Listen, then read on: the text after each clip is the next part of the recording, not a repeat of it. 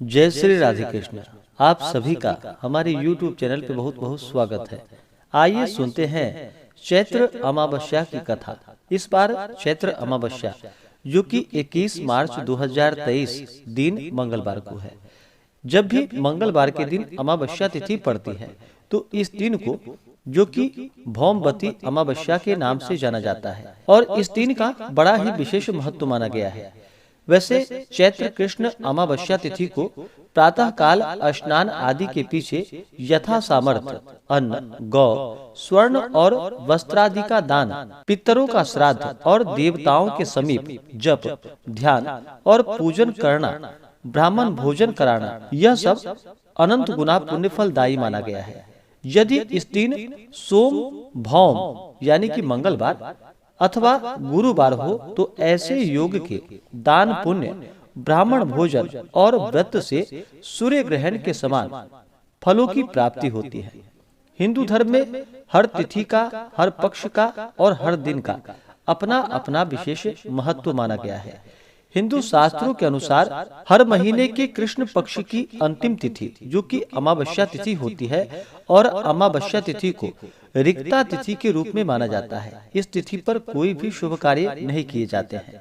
अमावस्या तिथि पर रात्रि में चंद्रमा दिखाई नहीं पड़ते हैं। इस दिन सूर्य और चंद्रमा एक ही राशि में गोचर करते हैं, जिसके कारण चंद्रमा कमजोर पड़ जाते हैं और मन में कहीं न कहीं नकारात्मकता का प्रवेश होने लगता है।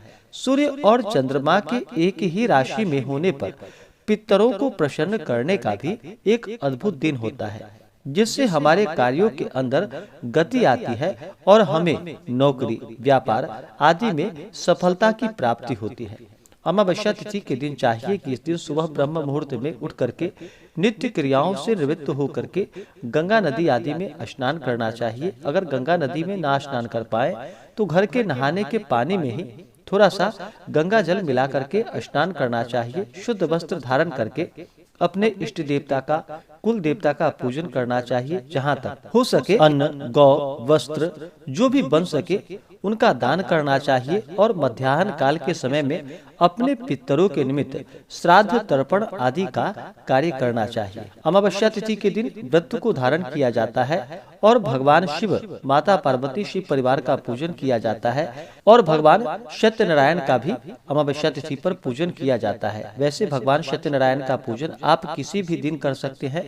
विशेष करके अमावस्या तिथि और पूर्णिमा तिथि के दिन भगवान सत्यनारायण का पूजन करना विशेष फलदायी माना गया है। अमावस्या तिथि पर जो कि शुद्ध और सात्विकता का पालन करना चाहिए, ब्रह्मचर्य का पालन करना चाहिए। अपने पितरों के निमित्त अगर आप भोजन आदि बनाते हैं तो शुद्ध और सात्विकता के साथ उसे बनानी चाहिए और फिर ब्राह्मणों को भोजन करवाना चाहिए। इससे पुण्य फलों की प्राप्ति होती है। अमावस्या तिथि के दिन इस दिन पीपल वृक्ष का पूजन करना जो कि विशेष फलदायी माना गया है। पीपल वृक्ष में सभी देवताओं का वास माना गया है। इससे सभी देवताओं का आशीर्वाद प्राप्त होता है। अगर पीपल वृक्ष की पूजा करते हैं, पीपल के वृक्ष में जो कि जल का अर्घ्य प्रदान करे या दूध से अर्घ्य प्रदान करे, इससे लाभ की प्राप्ति होती है। पीपल वृक्ष के नीचे दीपक जलाने चाहिए।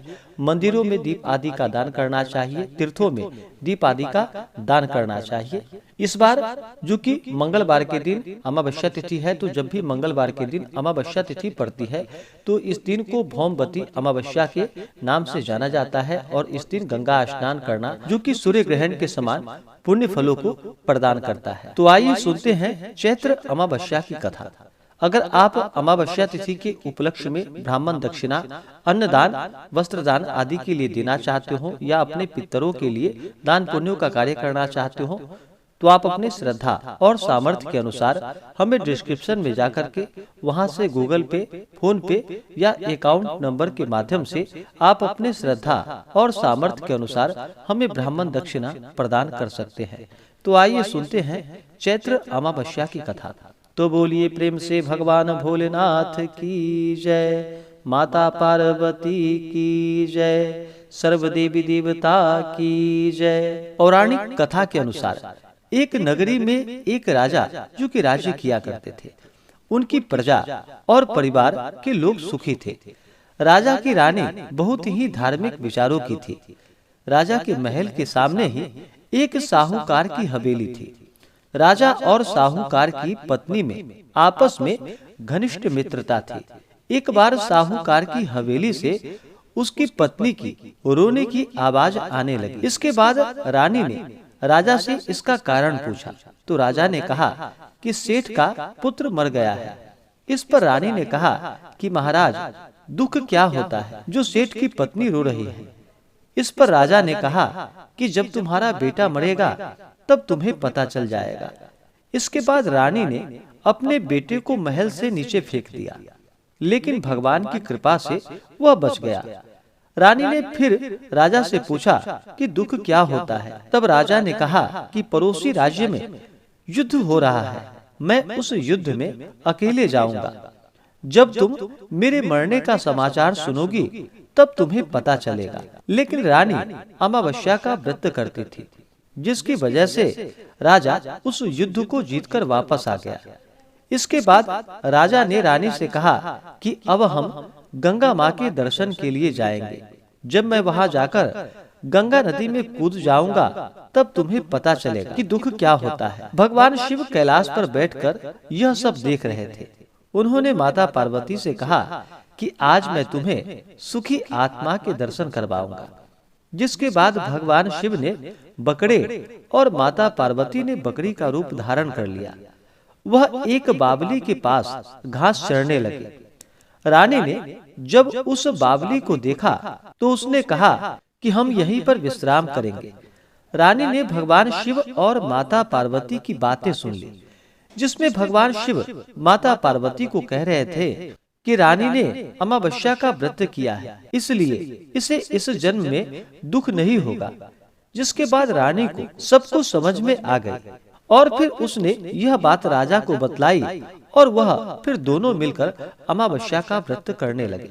इस प्रकार से जो भी सच्ची श्रद्धा के साथ अमावस्या का व्रत करते हैं, भगवान शिव जी की कृपा से उन्हें दुख की प्राप्ति नहीं होती है तथा सभी प्रकार के मनोरथ सिद्ध होते हैं। तो बोलिए प्रेम से भगवान भोलेनाथ की जय, माता पार्वती की जय। इस बार चैत्र अमावस्या तिथि प्रारंभ समय जो कि 20 मार्च 2023 दिन सोमवार रात्रि 1:49 और अमावस्या तिथि की जो समाप्ति होगी वह 21 मार्च 2023 दिन मंगलवार रात्रि 10:55 पे।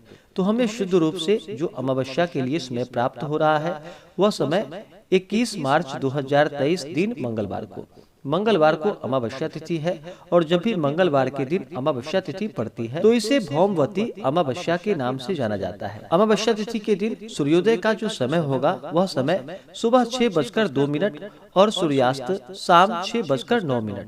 चंद्रोदय यानी कि चंद्रमा उदित होंगे सुबह 5:49 पे और चंद्रास्त यानी कि चंद्रमा अस्त होंगे शाम 5:52 पे।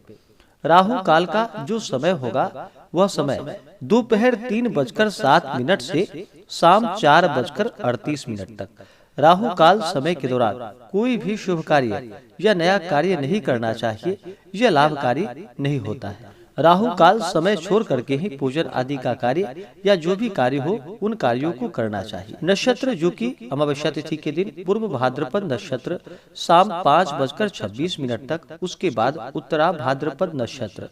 योग जो कि शुभ योग दोपहर 12:42 तक, उसके बाद शुक्ल योग।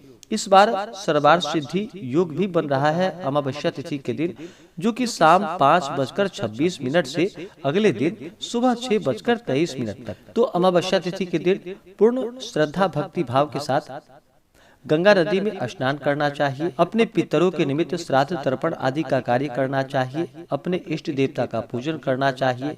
जप तप आदि का कार्य करना चाहिए। जहाँ तक हो सके भगवान शिव के मंदिर में जाकर के भगवान शिव का जलाभिषेक या दुग्ध से भगवान शिव का अभिषेक करना चाहिए। भगवान शिव को जो कि जल, पुष्प, अक्षत, चंदन, बिलपत्र, भांग, धतूरा, शमी पत्र आदि अर्पित करनी चाहिए। धूप दीप दिखा करके भगवान को नैवेद्य अर्पित करनी चाहिए। भगवान शिव के स्तोत्रों का पाठ या श्रवण करना चाहिए। इससे भगवान शिव अति प्रसन्न होते हैं और अपना कृपा प्रदान करते हैं। तो आशा करता हूँ कि यह जानकारी आपको अच्छा लगा हो। ऐसे ही ज्ञानवर्धक जानकारियाँ प्राप्त करने के लिए हमारे इस चैनल पे अगर आप नए हैं तो चैनल को लाल बटन दबा करके सब्सक्राइब करें, साथ में बेल आइकन घंटी को दबाएं ताकि मेरे वीडियो का नोटिफिकेशन आपको समय से मिलता रहे।